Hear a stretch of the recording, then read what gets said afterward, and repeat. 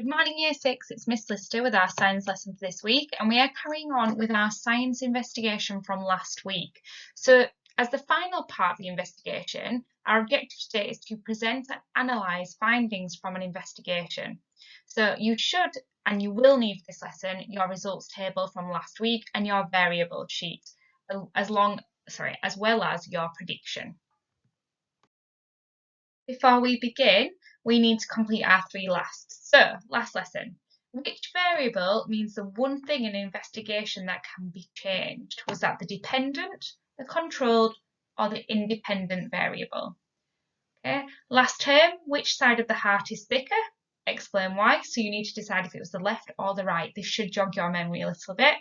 And then last year, name one way to improve the life expectancy of a human. So how can we ensure that our bodies stay healthy for as long time as possible? So let's go through the answers. Which variable means the one thing that in an investigation that can be changed? That is the independent variable. Okay, so like last week, our independent variable was the distance that the light source moved away from the object. Last term, which side of the heart is thicker? Explain why. Well, it was the left side of the heart, and we know that it's thicker because that's the side that pumps the oxygenated blood away from the heart and around the body to the muscles and organs that need that oxygen. Well done if you got that one right. And then last year, name one way to improve the life expectancy of a human. Well, it could have been any one of these. Exercise, sleeping properly and regularly, eating a healthy balanced diet, not smoking and not drinking too much alcohol. You did any of those? Well done, you've remembered your learning from last year.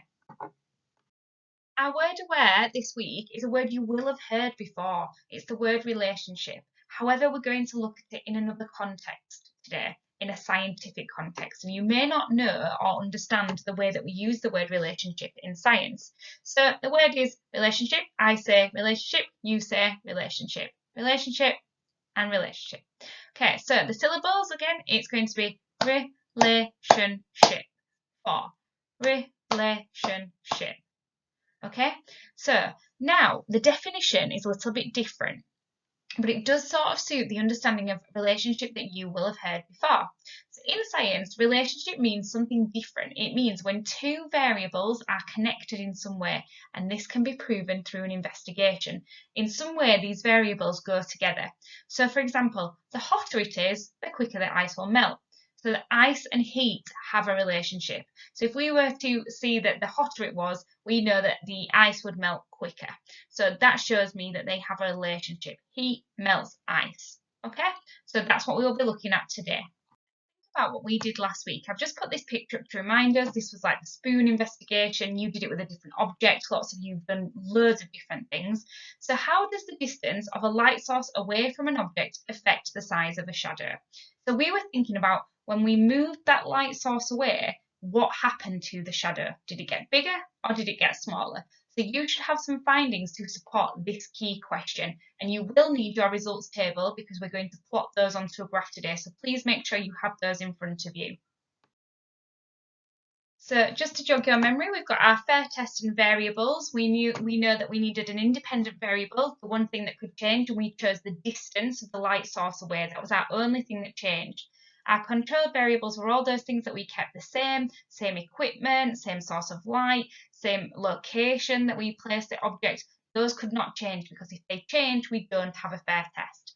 And finally, the dependent variable, the thing that we think will there be a difference with when we change the independent one, is the size of the shadow. So these are the things we need to control in order to see if there is a relationship between the distance of a light source and the size of the shadow.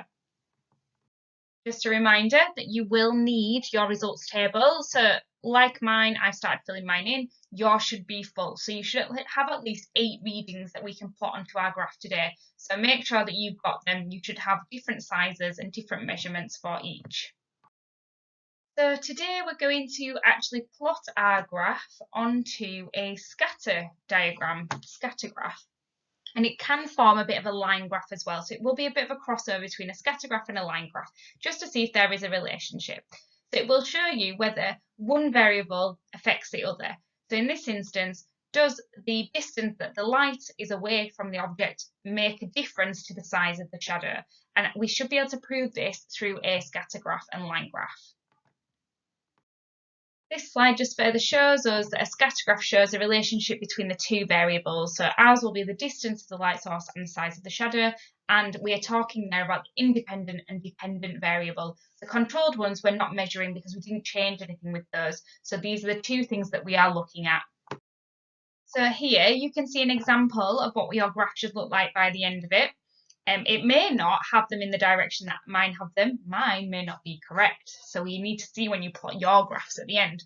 But as you can see, this is what it will look like. So the bottom axis, the x-axis, which you know from maths this week because we're doing coordinates, you know that bottom axis, I've put the distance of the light source away from the object in centimetres. So I plotted mine as 5, 10, 15, 20, 25 centimetres. So across the bottom, you should have 7 measurements because that's how many you did, 7 intervals.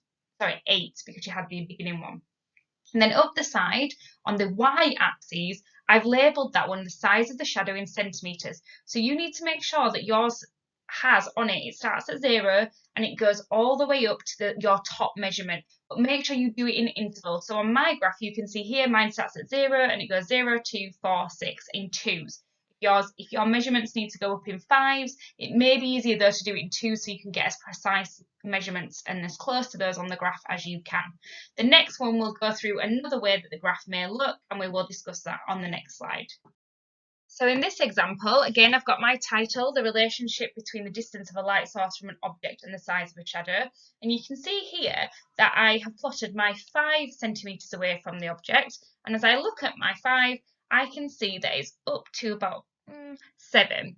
So there it is. But then as I go to 10, I go from 10, look at it on the x-axis, I look up, oh, it's gone all the way to 25 centimetres. And that plot point is not quite in line with all of the other ones. So if that is the case and you do that when you look at yours and there's one that seems to be randomly off, it may mean that we've got an anomaly in our relationship there. And it could mean that something has gone wrong in our investigation if all of the other ones run within a perfect line or a very close to 1 point line. So just when you get your data and you plot it on, just to see if you did have any anomalies. And when it comes to the conclusion, you will need to explain what you think went wrong to cause that issue there and how you would ensure that next time you did the investigation, that would not occur. To you to draw your graph now. What you need to do is you need to get some graph paper. I've attached them to the Edmodo post about this, or you could do it on lined paper, or if you are a computer whiz, you might be able to draw the graph on Word, and you can input your data via that. If you're not sure how to do that, you can watch videos on YouTube to do it, or your parents may be able to help, completely up to you. I would say that using a ruler and a pencil to draw the 2 axes and to plot out your points is perfectly adequate and will be what you're asked to do when you go to high school next year. So it's well worth practicing now. But just a few things to follow. Please use a ruler for the axes. Okay, you must draw that with a pencil and making sure that you are using a ruler. It is neat, it's more precise, okay, and it will help you when you're plotting those points. Check you've given it a title, write this right at the end so it doesn't interfere with any of the plot points that you've made. You can use the title that I've given mine on the previous slides if you can't think of one, but it does need to be about the distance of the light source and the size of the shadow. Check you have labelled your axes. If I look at your X and Y axes and there is no label, it will be sent back. You must label them because otherwise your person who is viewing your data has no idea what those axes represent. And then plot your points accurately. You could use a ruler to make sure that you're lining them up really, really carefully with each of your intervals below. Any problems, please just let us know. But this is your first job. You're going to plot the points, and then after that, we're going to write up our results into a conclusion. So now, as we have plotted out all of our points onto the graph, we should be able to have a look and see if there is a relationship between the two variables. And you need to look back at your prediction from the previous lesson and just see if you did predict correctly. So you may have predicted that when you moved the light source away, the shadow would get bigger or smaller. Did your investigation prove your theory to be correct? And as we write up our conclusion, you need to be writing in whether your prediction was correct or not and what your graph does to prove that you are right. On the next slide, I'm going to show you what a good conclusion looks like, and then it will be over to you to write one yourself. Your conclusion is now your job to prove to the person reading your investigation whether you thought that you proved your question to be true, you proved your prediction to be true, or whether you think that something wasn't quite right. So mine says, during my investigation, I found that there was a relationship between the distance of the light source from an object and the size of the shadow.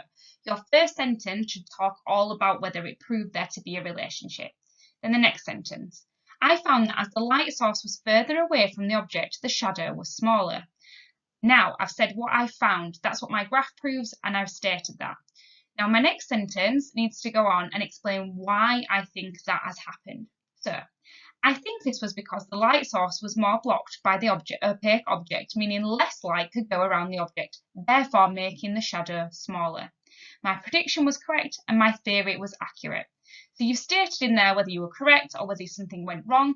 And now I would say that every time you do an investigation, there are ways to improve. So I would always add a final sentence that says, if I was to get more precise results next time, I would ensure that my ruler was bigger, that I used a meter stick, that I had a more stable environment to do it on, that my room was darker so that I could make sure I could see it more clearly. Every science investigation, we always are looking for something to improve and make it more precise and a more fair test next time. So pick out something that you think you could do next time to make this more accurate. Okay. I hope that you've enjoyed this lesson. Please upload all of your findings, your graph, your conclusion to be marked and to be submitted for feedback by Mrs. Ullah today. Thank you very much, and I will hope to see you all soon.